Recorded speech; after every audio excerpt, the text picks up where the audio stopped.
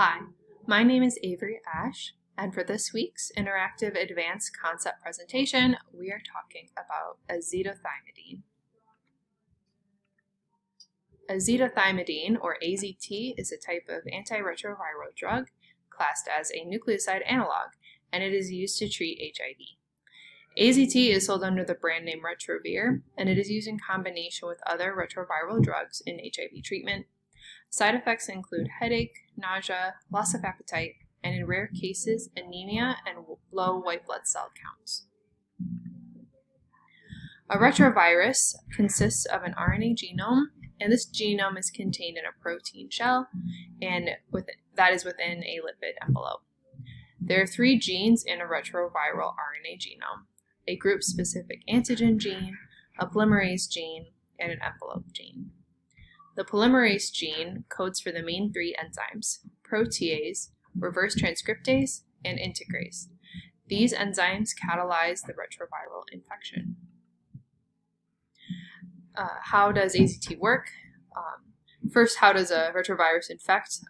The retrovirus is able to get into the host cell with the help of the protease, and once it's in there, it unboxes itself, and we have the viral RNA with the help of the reverse transcriptase enzyme that helps code the viral RNA and make proviral DNA.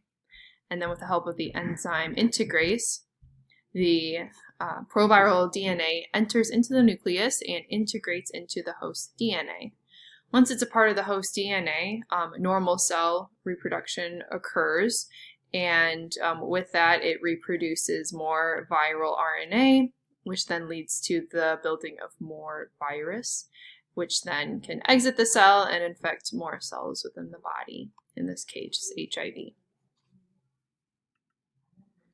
AZT prevents this from happening by inhibiting the reverse transcriptase step. Here we have ordinary reverse transcriptase. The RNA is acting as a template for the new proviral DNA. And here we have the nucleosides. Oops. AZT comes along and it binds onto the sugar phosphate backbone of the DNA, and this stops further replication of the viral RNA. And so because the synthesis cannot continue, the DNA is not copied, and there is no more virus being produced. Here are my sources. Thank you for coming along with me. It was really interesting learning about exactly how HIV is produced within the body. That's a disease that everybody knows about and has a basic understanding of, but I do enjoy learning about more about it in depth. Yeah, thanks for coming along, and have a good night.